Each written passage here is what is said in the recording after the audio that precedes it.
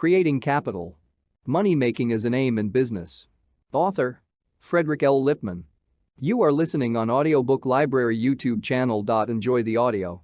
The object of this paper is to discuss money making, to examine its prevalence as an aim among people generally and the moral standards which obtain among those who consciously seek to make money.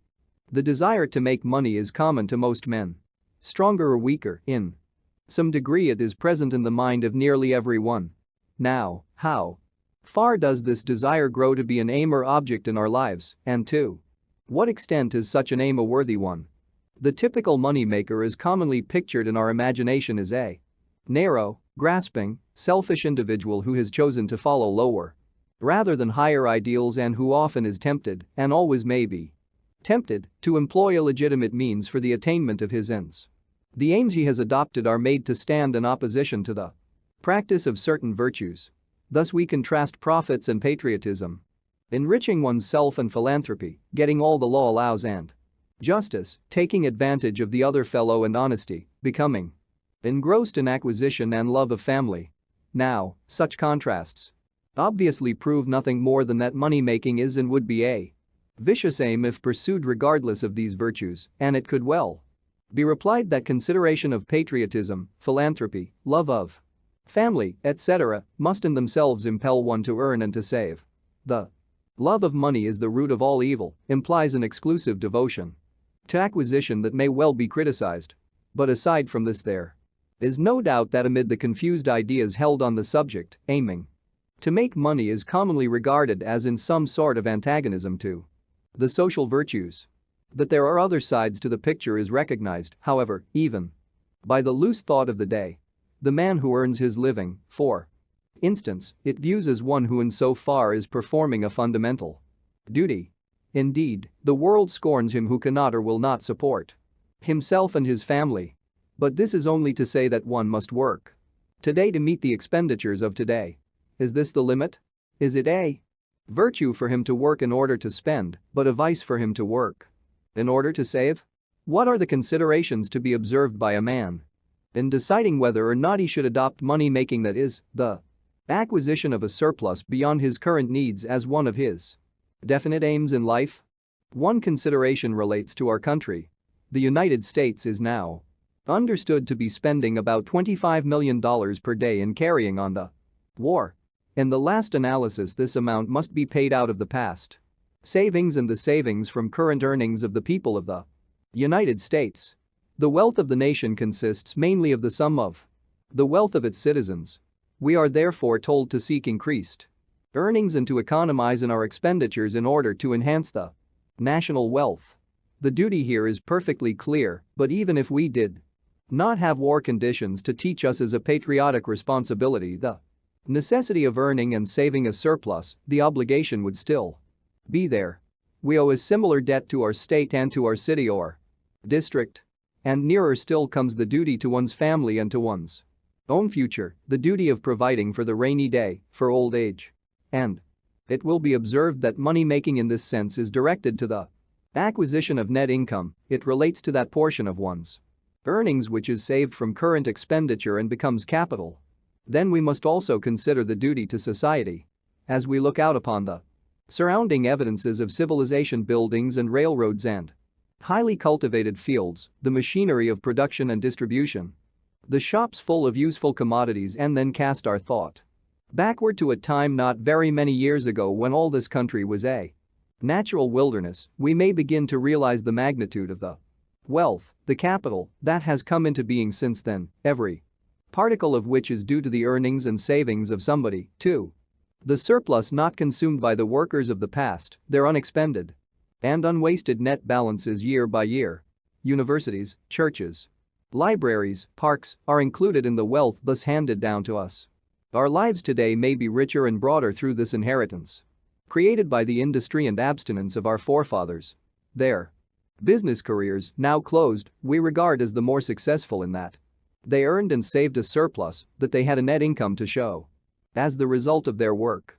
But these savings of the past were accumulated, after all, by comparatively few of the workers, not by the many who lived from hand to mouth, happy-go-lucky, spending and enjoying in time of abundance. suffering in time of poverty and stress, making no provision even for their own future, still less recognizing any duty to their country or to posterity to produce economically and regulate their expenditure wisely so as to carry forward a surplus. As far as this majority is concerned, we might yet be living among rocks and trees, without shelter, lacking sure supplies of food, with fig leaves to cover our nakedness. And today the same conditions obtain.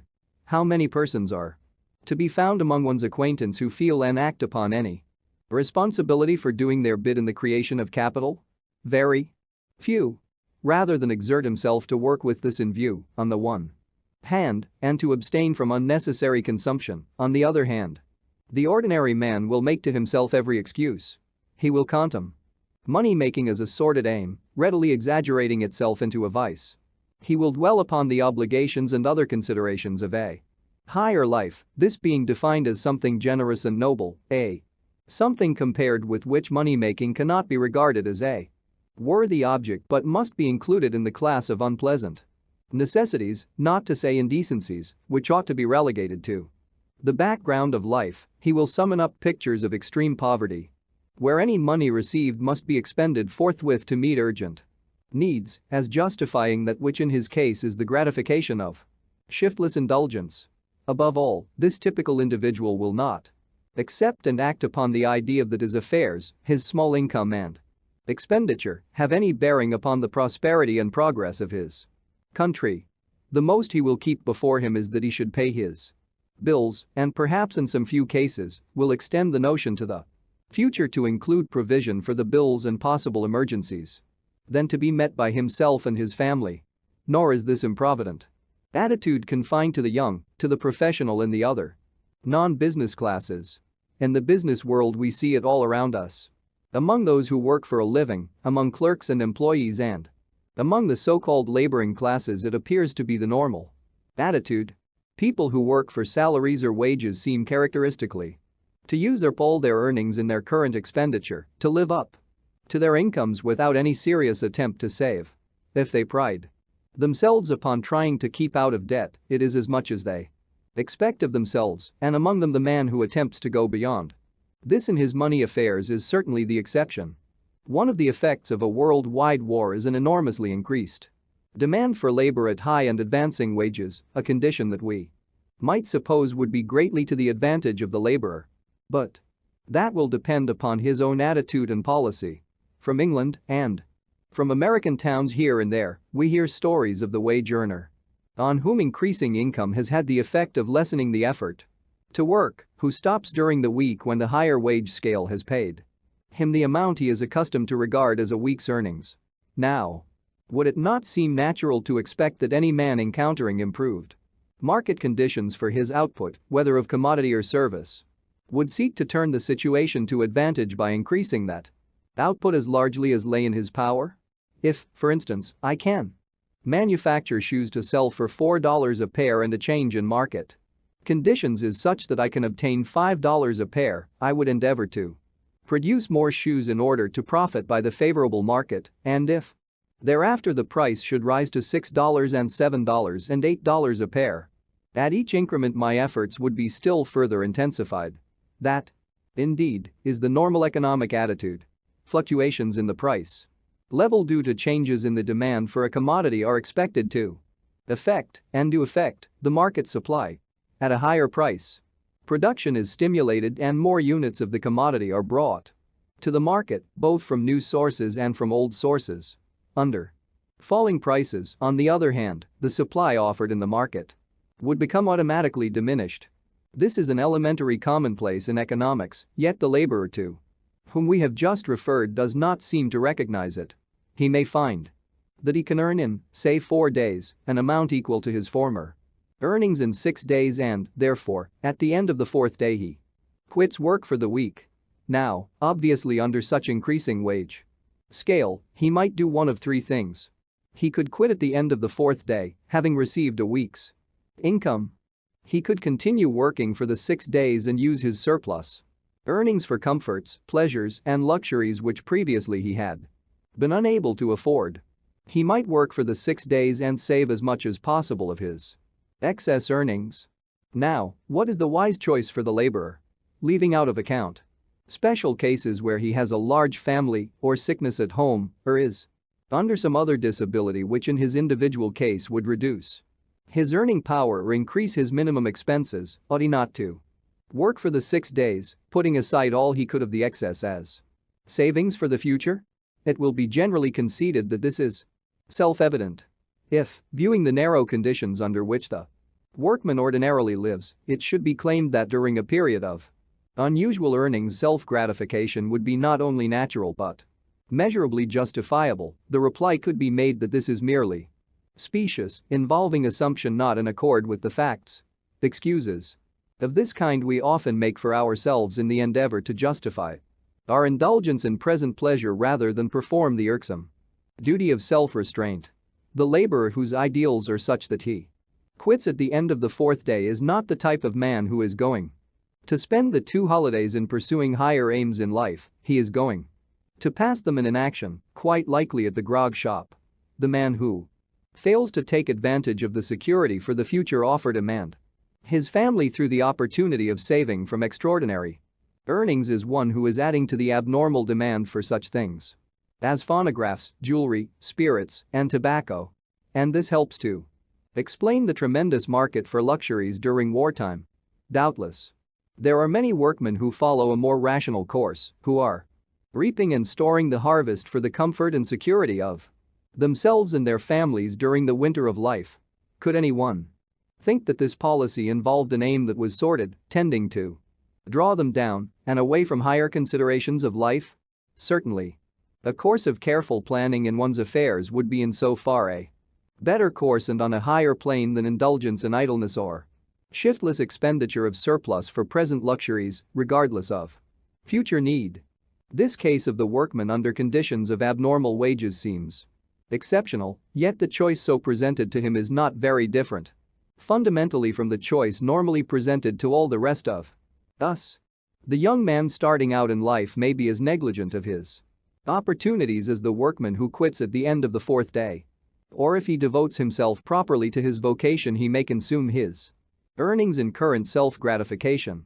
If, however, he will both concentrate on his work and practice self-restraint with the purpose of creating a saved surplus, all will agree in considering him as so far headed on the road towards success. In the case of the beginner, this seems clear enough, but, after all, the same considerations apply to everybody else, whether in business or profession, beginners or experienced, young or old. To all of us is the same choice presented daily, and at our peril we must make it wisely. The physician, for instance, although he cannot afford to pay more attention to money-making than to the welfare of his patients, to his studies, to his professional ideals, must not, on the other hand, leave out of account these business duties and considerations which belong to him. As an economic member of society, he must produce and must consume with his family, reasonably, decently and thriftily. He must aim at a surplus to store away for the future. These aims are, as a matter of course, secondary to his professional ideals, but there need be no conflict of duty. The point is that there exists a department of his activity devoted, and to be devoted, by him to his business affairs. In any event, as a man, a husband, a father, a citizen, he cannot escape from the responsibility of these business affairs. They must be conducted in some way. Shall it be well or ill? If he fails herein, it may involve failure in any or all these relations as a man, husband, father, citizen. And obviously these same considerations apply to all other men and women, whatever may be their professions, occupations, or major interests in life. Why do so many allow themselves to be dragged along, living from hand to mouth, in fear of the knock of the bill collector at the door? Why do we associate money questions with that which is unhappy, unfortunate, down at the heel, with fear and misery? Barring mere accidents, it is because we are careless, shiftless, because we do not face the problem manfully, practice reasonable self-restraint, consider the subject in its complexity and decide upon and carry out a constructive program. Even if one happens to possess wealth, he is not exempt. Indeed, large wealth involves still greater necessity for care in the conduct of one's pecuniary affairs. The rich man is said to have perplexities and responsibilities which are unknown to those in moderate circumstances. In fine, everyone must face these money questions or be driven by them. Those who live on fixed incomes, whether from salary or investment, may find it impossible to make any direct attempt to make money. For them, the problem is to be confronted and mastered on its other side. The side of spending and saving, that the income may be apportioned as wisely as possible for the purposes of living. But during the last few years, a new factor has entered into the money problems of the individual, often adding to his trials, often adding to his self-made excuses, and especially burdensome to the man on fixed income. We refer to the high cost of living. Here it is, however, that the wage earner can do something in self-protection, for the level of prices may be in some measure affected by his policy in handling his earnings. A period of high wages is accompanied by and is in some sense an incident of a high level of prices. Now we recognize high wages, considered in itself, as beneficial to the community, for it gives opportunity, at least, for comforts in life and a provision for the future that otherwise would be lacking. But if prices have advanced as much as wages, the apparent improvement to the laborer is merely in nominal wages, while that which alone can benefit him is higher real wages. Now let us see what the workman could do to advance real wages as contrasted with nominal wages. What will be the effect on prices of the use of surplus earnings during a period of high wages? If the surplus earnings are expended, they will be used either in meeting the higher prices of customary commodities or in meeting these advanced prices and also in purchasing additional commodities. The first case will occur only if and when the advance in price equals the advance in wages, for only in that event will the new wages just cover the new cost of customary commodities. Then this expenditure of the entire income in customary commodities tends to keep up the price level and any benefit from higher wages disappears. In the second case, so far as the worker spends his surplus earnings in meeting advanced prices for customary commodities, he tends to maintain prices at the higher level, and so far as he buys additional commodities, he increases the demand for them and tends further to advance the price level.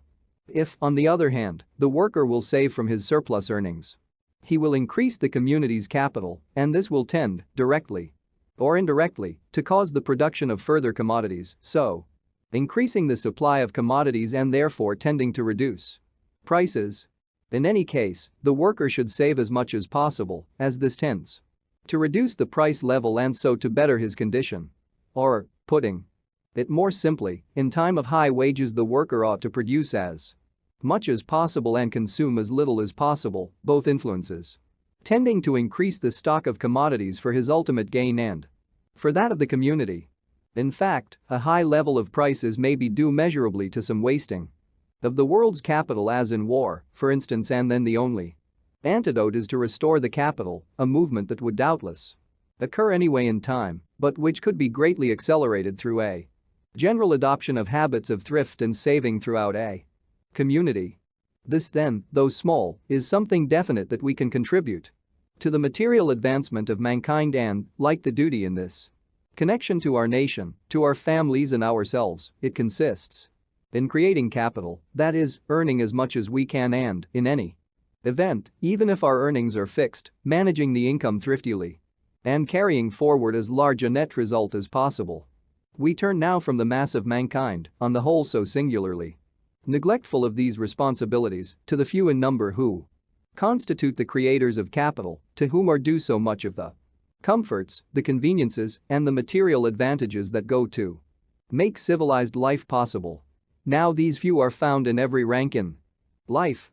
They may be rich or poor, professional or businessmen, employer or employee, old or young, male or female. The characteristic is their habit of thrift, of definitely adopting money making as an aim, of spending less than they earn. It is astonishing what a small percentage of mankind they are.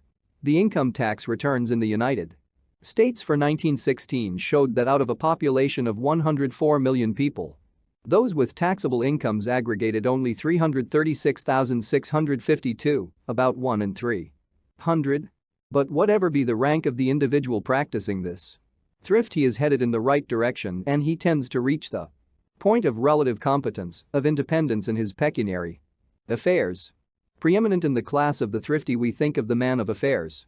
The business enterprise indeed is supposed to be the moneymaker, par excellence. Money-making is in fact considered as its raison d'etre. It is as a money-maker that the businessman is contemned by some and envied by many. Now money-making and money values occupy a special place in business enterprise due to the fact that on economic principles such money value becomes the best test, perhaps the only true test of the workableness and success of business efforts. And the complicated activities of the world's work, where each man, each undertaking, each business unit, respectively, is striving primarily for its own advantage. How is it, among all this pulling and pushing, this competition, that the social income is distributed so nearly in accordance with the individual contribution?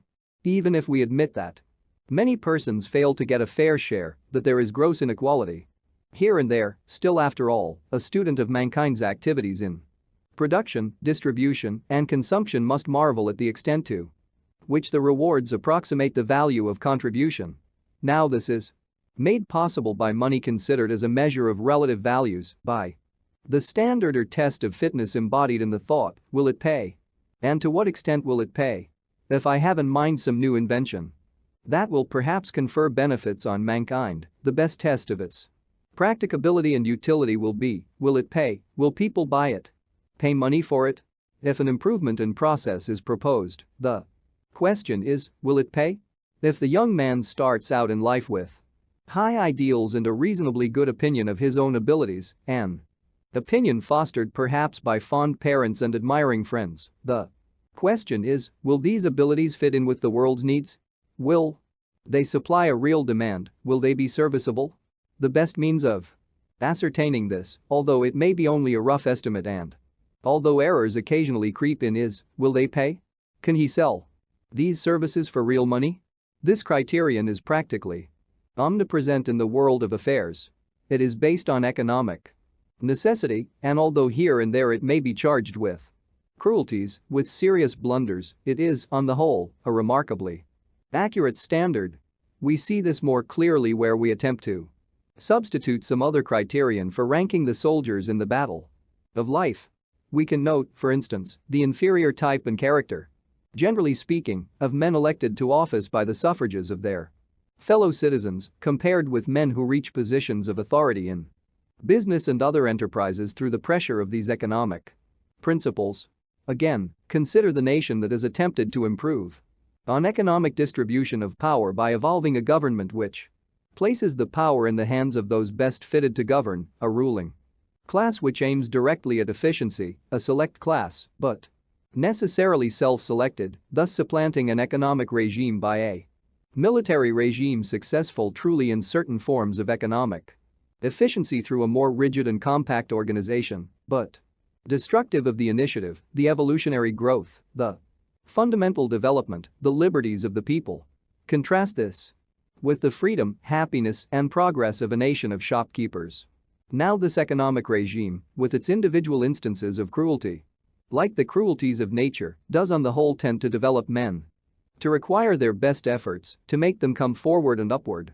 Thus, in this interplay of economic forces, wealth or money or profit stands out as a primary object of attainment and becomes the incentive to the complex efforts which tend to benefit the individual, the community, and the nation. The business enterprise then directs its attention to profits. Because, from mere economic necessity, profits are the criterion of the true success of the enterprise, that is, its serviceability to mankind. Here we distinguish between the short-sighted man, who aims at immediate returns, and the far-sighted man, whose eye is fixed on the future, who verily desires the profits, but desires them in the long run. But this is only a manifestation of human nature as we find it in every field. We always note a deficiency in the man whose life is lived for the present, for immediate enjoyment. In him we see the typical pleasure seeker, peculiarly prone to temptation, to break the rules of life, to indulge himself at the expense of others or of his own future. He is characteristically the weakling, the wrongdoer. And we contrast him with the man of character, who stands superior to an immediate environment, who will not disregard the distant future, the absent neighbor, the invisible God. And so in the economic world it is. The whole life period which is to be regarded when aims are chosen. Profits as a goal for the long run do not antagonize moral principles. Honesty is the best policy, and do unto others as you would have others do unto you are maxims of good business, and that economic principles do not conflict with them is shown by the fact that they tend towards profits in the long run. This is not to assert that mankind in business is perfect. In every period of economic advance into a new environment, men try new experiments, as during the development of the great modern corporation in the period following the Civil War in this country, and, earlier than that, in the era of railroad building. They have tried new experiments in ethics as they have in physics, in chemistry, in economics. They have attempted to replace honesty by camouflage, the golden rule by self-aggrandizement. But these attempts are not successful, and so they become discredited. They do not work because inherently they cannot last, and inability to endure is fatal to the purposes of any economic undertaking. We are emphasizing the fact that business is necessarily conducted for the long run, the very nature of success implying permanence.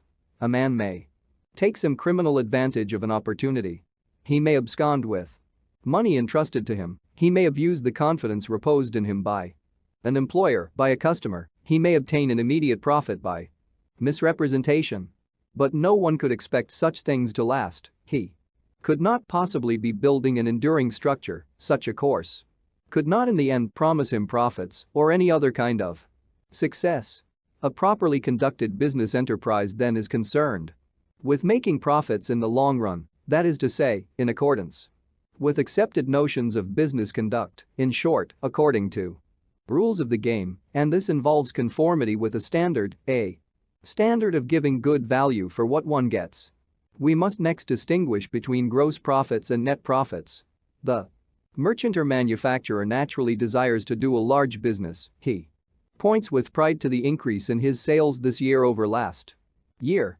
The larger his turnover, the smaller the proportionate amount of his overhead expenses that must be borne per unit of product, and other economies follow large-scale production or distribution. He may occasionally be desirous of increasing his output even when it entails a disproportionate increase in his expenditures, with the idea that he can later occupy himself with reducing these expenses, and in the meanwhile the goodwill of his enterprise will have gained from the larger circle of customers. Such is the case with a new enterprise that often starts out with the expectation of little or no profits during its early years, when it is gathering a clientele and learning to distribute its product with economy. All these, however, are special cases. The normal situation is that the business enterprise is aiming at net profits, having an interest in large sales, heavy transactions and gross profits only so far as these are expected to lead finally to net profits, the real goal. Now these net profits are, of course, the remainder of earnings left on hand after providing for all costs and expenses, for depreciation and every other factor causing loss, destruction, and deterioration during the business period under consideration. In short, the business capital as it was at the beginning of the period is first fully restored and made intact at the end of the period before a net profit emerges. This net profit, therefore, becomes in a true sense a creation of new capital and may indeed be retained in the business as an addition to capital funds. Even when it is paid out in dividends, partly or wholly, it becomes new capital in the hands of the individual stockholders, who then in their private capacity may of course spend it, but by proper investment may keep it permanently stored as capital. It is the creation of capital then that is in reality the ultimate money-making aim of the business enterprise.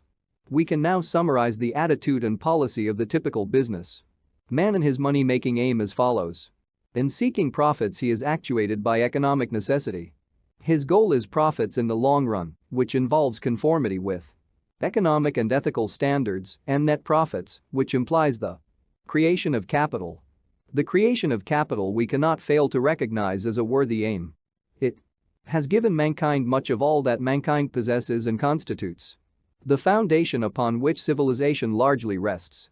The advancement in the arts and sciences has been in no small degree stimulated by the demands of business enterprise for new methods of creating capital, and We may believe that should the time arrive when this motive should fail, when men should grow to be indifferent in their attitude towards profits, the ensuing stagnation would affect every department of human endeavor. Of this we may be assured even when we remember that money-making, and what goes with it, is not the only aim in life.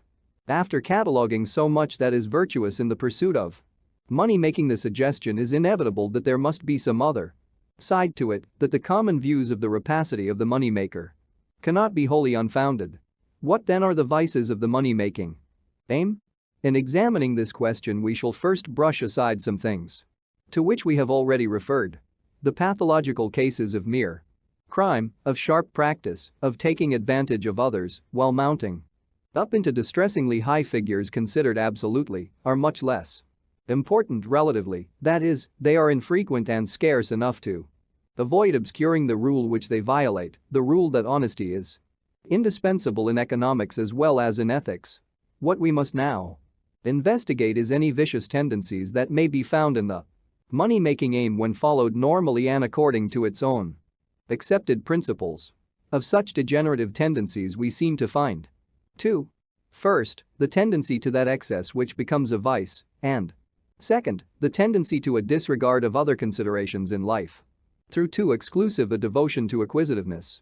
But upon further thought we must see that these two tendencies flow together and become one, for too much devotion to money-getting and too little attention to the other purposes of life are, after all, expressions of the same thing.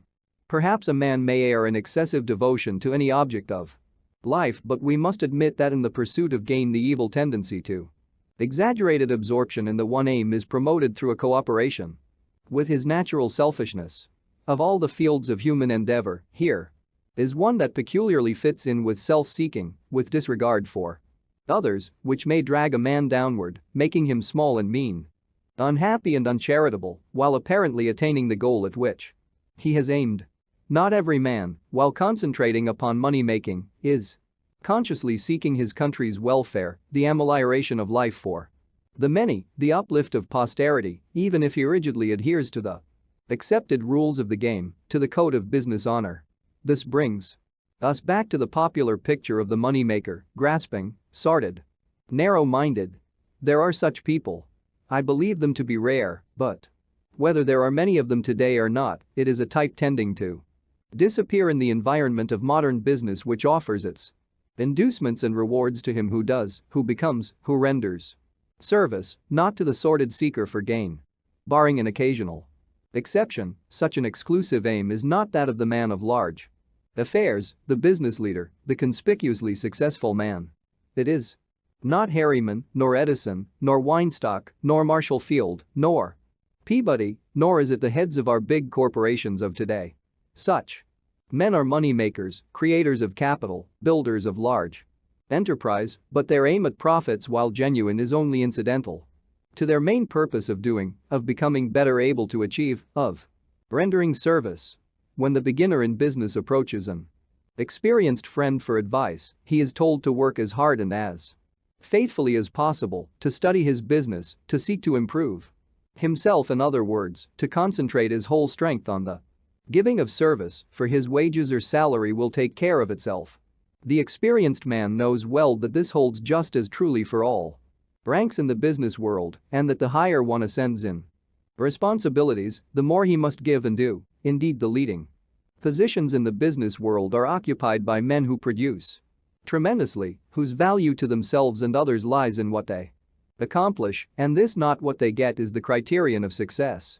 Among men of experience, among those in charge of enterprises, who are on the lookout for leaders of this type.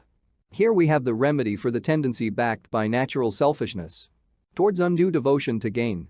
Such narrowness simply does not work. It is crowded out by competition with the superior efficiency of broader motives. And while, here and there, the type continues to exist, its development in new cases is discouraged by every instance, illustrating the relative success in all senses attained by those who make it their chief aim to produce, to render service. Just as the physician bestows his first thought upon his patient, these superior businessmen give first consideration to their profession, for so they regard it, and this tends to assure their success, just as it does that of the physician and to become the standardized ideal for lesser men. It is indeed clearly self-evident that on many accounts the man in business must give attention primarily to the service he is trying to render. The clerk in the store must devote himself mainly to his customers, to his merchandise, to his other duties, not to his salary. And so with the department manager, and so with the general manager. Whether of a store, a railroad company, or other activity, the immediate daily problem for all eyes in the rendering of a service, the producing of a commodity, or the doing of the thing for which the business enterprise exists. This concentration upon output is furthermore required by competition, which whips the producer into line and often makes it a matter of business life and death that one should make progress in method and quality. That his shoes wear is a matter of pride to the shoe manufacturer. Blank tires are good tires is not to be regarded as merely a boastful advertisement. If it was, it would not pay the advertising cost. Money-making as an aim thus becomes subsidiary to the characteristic activities of the enterprise. It is in a sense a byproduct. But the money-making aim is there, although perhaps in the background. It is furnishing the power under which the enterprise operates. More than that, it is the gauge indicating the prosperity or lack of prosperity of the enterprise, its progress, its fitting in with the needs of life. In short, the money-making aim spurs on the business enterprise, just as the weekly or monthly pay spurs on the humble worker, but in each case the main attention is given, and necessarily given, to the work to be performed. Let us now consider some of the implications of this concentration on rendering service. The directed effort of each man to the production of the utility characteristic of his business tends to result in his learning to conduct that specific activity with a high degree of skill and with an increasingly valuable fund of experience. So highly specialized does he become that it will be quite impossible for anyone hitherto a stranger in that sphere to conduct it as well. Therefore, in an age of coordinated effort, the more a man has of accumulated knowledge and facility in handling a certain kind of affair, and the better fitted, therefore, he is to continue and to progress along that line, the less relatively he is able to undertake the affairs of some other kind with which he is not familiar. We commonly feel free to criticize a railroad, a newspaper, a large business house, perhaps a university, with which we may have casual contact, but the fact is, there are few competent critics outside of the ranks of the enterprise itself or of those carrying on activities that are directly similar. In a word, through this focusing of attention, a man will come to be exhaustively familiar with his own occupation while possessing a merely superficial acquaintance with the theories, customs, and responsibilities of those of others. The wise man therefore argues the necessity of confining himself to the field in which he has become expert and will avoid taking chances in some outside direction wherein he is not familiar. One of the most common and disheartening experiences in the money-making and money-saving of the thrifty is that, after having both worked hard and practiced self-restraint, the resultant savings are often put into some enterprise that turns out badly, and the whole effort is thus thrown away. Generally this happens because he has violated the rule we have just stated. He has ventured his savings in unfamiliar fields, ignorantly he has rushed in where the better informed would have feared to tread. Such so-called investments are in reality highly speculative. They involve risks which are unknown and altogether to be avoided. Now no one speculates in his own legitimate business, for there he is acquainted with the hazards which he has learned require the best of knowledge and the greatest of prudence. It is the allurement of the unknown that tempts him to seek unearned profits through speculation in outside regions where, in the nature of the case, the chances must be against him. Now speculation has its proper place in business. There are certain inherent hazards that must be undertaken, mainly to be found in the risk of the seasons, in the production of crops, and the risk of the future in undeveloped enterprise. These risks must be carried by somebody, but clearly they constitute an activity for specialists who study conditions, becoming relatively expert in determining how and when to act. These specialists are drawn principally from two classes. First, the professional speculator, who knows his markets and makes a business of buying and selling future risks. Such men perform a great service in handling our seasonal crops and in other directions, and are entitled to a reasonable profit. Second, the man of wealth who may use part of his surplus in the risks of undeveloped enterprise, although it is probable that in the end his losses and expenses will outweigh his gains. He can afford to take chances of such experiments in the hope that success will follow in some of them. Furthermore, he can regard the outlay as a contribution to the advancement of mankind. For the rest of us, however, outside of these two classes, it is our business to keep away from speculation, whether in oil wells, flying machines, in new factories, or in real estate.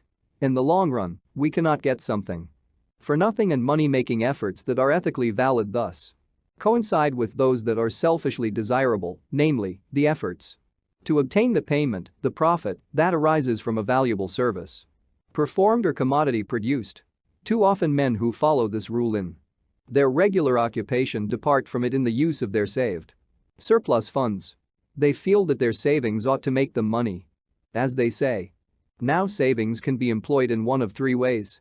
They may be used as capital by the owner, or they may be put out in investments, that is, used or utilized as capital in the business of another, or, third, they may be wasted in gambling or speculation. As a matter of course, the employment as additional capital in one's own enterprise is generally the most desirable wherever applicable, but this is a use of limited scope, relating to but few of the people engaged in productive activity who earn and save a surplus. The main resource for such accumulations is in safe investments, in the bonds and securities of our own country and those of well-established enterprises. Not many among our embryo capitalists possess the experience or skill requisite for the safe and proper investment of their funds. They must rely upon the advice of others. But whom can they trust? The demand for investment advice has not failed to call forth a supply of advisors, and elaborate are the schemes designed to lure the unwary. But, generally speaking, the man who falls into the clutches of these birds of prey has himself to blame, for the reason that the temptations they offer are appeals to the illegitimate desire to get something for nothing, or to the foolish notion that one can get rich quick in some way whispered about by a stranger, and out of sheer benevolence. The fact is that the wise man will dismiss all thought of making money out of his investments. He will seek only the moderate return which alone is consistent with safety, and with this policy will turn a deaf ear to any so-called opportunity which promises big profits. We can summarize the matter by saying that concentration upon one's business and service implies that one should not attempt to make money elsewhere. This concentration on one's affairs therefore grows into a sort of practical system in which each member of the business community is looking after some function or activity to the exclusion of other things. And so the world's work is carried on to the best advantage, each function being filled by those particular men who have become relatively expert therein. From this system arises a business habit or method not always understood by the young and inexperienced, by the non-business person. We refer to the practice in trade of leaving to each individual, to each enterprise, to each organization, the responsibility for looking out for its own interests when having dealings with others. Caveat emptor, let the buyer beware, expresses an extreme development of this, and in its common signification, that each side is to be permitted and expected to take any advantage of the other side that it may be able to secure. It describes a state of warfare rather than of business. In buying and selling, in aiming to obtain the most favorable terms for each line of his activity, in meeting conditions of competition, in all these relations, the business man is endeavoring to better himself and may doubtless be tempted here and there to forget the interests of the other party to the transaction. But to yield to such temptation would merely be to abuse a principle which on the whole is sanctioned by the requirements of economic efficiency. This principle is that the nearest approximation to effective justice in business transactions is reached when on each side the parties devote themselves to their respective interests and points of view. If A has a house for sale and B is a prospective buyer, the essence of the possible transaction between the two is that A's idea of the value of the property is different from B's idea of that value, or at any rate that A sees less value in it to him than does B to B. This is of course typical of all business transactions. The seller desires the money above the commodity, the buyer prefers the commodity to the money. The seller and the buyer each dwells naturally upon his own idea of value. This is altogether desirable, not to say indispensable, and is characteristic of every relation of business wherever two men buy and sell, employ one another, or have other dealings together. The situation is somewhat the same as in a lawsuit where the duty of the attorney for the plaintiff is to make every point that fairly can be made for the plaintiff, while the attorney on the other side must correspondingly make every point that can properly be made for the defendant. Each side is supposed to look after the interest of that side. Similarly, in a business organization, say a railroad, when some new project is under consideration, it will be submitted to the engineer, to the chemist, to the attorney, to the practical transportation man, and in each of these departments it is expected that the wisdom born of experience in the particular function will be brought to bear.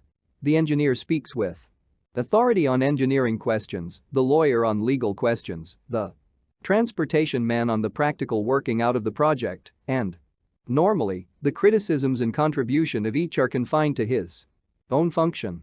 In short, the regime of economic self-interest results in leaving to each the responsibility which he is most competent to assume, that in which he is most expert, which thereby receives the best attention that generally speaking it could have. Nor are correctives lacking for the abuses which may enter in through an overdevelopment of self-interest. Caveat emptor becomes discredited as an unmodified basis of human action. The golden rule is increasingly seen to constitute a foundation demanded by economics as well as by ethics. The trend today is away from indifference to the interests of those with whom we deal. The successful merchant will not attempt to make a profit through sales which he knows would not benefit the purchaser, for that would not measure up to the test. Will it pay? The value of a business depends largely on its goodwill, and too much money and effort are spent in advertising and other means of building up a clientele to make men conceive it to be to their interest to deal sharply with their customers. In the efforts of scientists to seek out and establish new methods, new principles, the success of an experiment is to be determined, I suppose, by the test. Will it work? Does it yield effective results? Similarly, in economics, the science of mankind in its production, distribution and consumption of material things, the test of utility and efficiency is, will it pay? That being the standard of workableness in the application of that science. We have attempted, therefore, in this analysis of money-making to apply this test because the practice or habit or influence that pays is that which is in accord so far with the principles underlying this branch of social science. We have seen, according to this standard, that it is the duty of all to adopt money-making as a conscious aim. That the money is to be economically used, the final object being net profit, that balance or remainder which is carried forward as created capital. Inability to increase a fixed income does not absolve one from the duty of doing one's part in the creation of capital through thrift and saving. The business enterprise, moreover, is required by economic necessity to aim at money-making, meaning, however, profits in the long run rather than immediate or temporary gains. Such permanent returns can only be sought through adherence to ethical principles, and although this aim at profits becomes the power plant which drives the business machine, the latter gives its energies and attention more directly to the rendering of service. Concentration upon service tends to make a man relatively efficient therein, but argues a relative unfamiliarity with the field of others, from which we infer the advisability of confining one's activity to the thing he has learned to do best. As an example of this, he should avoid placing his surplus capital or savings in outside enterprises where they will partake of risks that are unknown to him, nor should he attempt to employ his savings at all with the purpose of making money, unless, indeed, he can use them as capital in his own business. The focusing of attention on one's own function also implies and explains the custom of placing upon participants in a business transaction the responsibility each for his own side, a custom which is economically justified but which must be kept within proper limits, as is fully recognized by the businessmen who are successful and who therefore become models or examples for the guidance of other men, influencing the latter towards high ideals. We have found, on the other hand, that apart from men in charge of business enterprise, the burden of providing thus for man's welfare And development is assumed by very few, the vast majority, whether in professional or business employment, treating it with neglect and contempt. They think, perhaps, that they are aiming at higher things. Or that their efforts would not sufficiently count, or they do not give the matter any sturdy thought, while the underlying motive, often unconscious, is simply an unwillingness to practice self-restraint. It is self-indulgence, we must conclude, that is to be overcome if we are to meet this responsibility in a manly way, visualizing it with sufficient clearness to see that thrift, the creation of capital for oneself and for the race, comes into no necessary conflict with any other proper aim in life, but on the contrary constitutes a fundamental duty to society, to the state, to one's family, to his own future, to his self-respect.